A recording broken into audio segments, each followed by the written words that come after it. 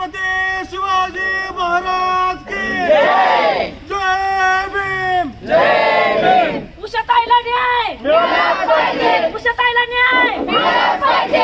आरोपीला फाशी झालीच पाहिजे. आरोपीला फाशी झालीच पाहिजे. आरोपीला फाशी झालीच पाहिजे. उषाताईला न्याय मिळालाच पाहिजे.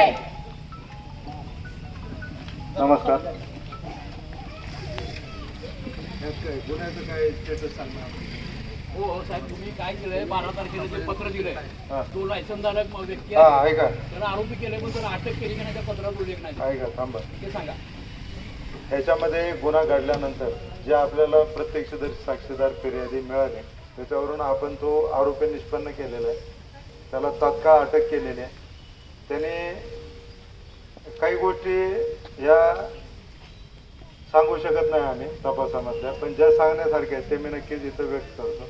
वेपनही त्यामध्ये रिकव्हर केले. त्यामध्ये जे सायंटिफिक पुरावे आपल्याला पाहिजेत त्यासाठी आपण मुंबई कलिना या ठिकाणी न्यायवैज्ञानिक प्रयोगशाळा आहे तिथंही ते पाठवलेलं आहे सॅम्पल.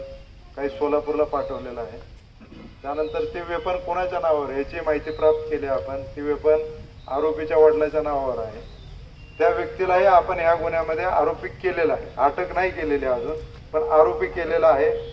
आणि आरोपी म्हणून तसं आम्ही त्यात कोर्टात सुद्धा कळवलेले की ह्या व्यक्तीचं आता त्याच्या अटके संदर्भात त्यामध्ये शिक्षेची तरतूद किती आहे, त्याचा रोल नेमका, वेगवेगळे घटक आहेत त्यामध्ये, की त्यांनी स्वतः दिलं का निष्काळजीपणाने ठेवलं, ह्याचा तपास करून काही दिवसामध्ये आम्ही कन्क्लुजनला येऊ.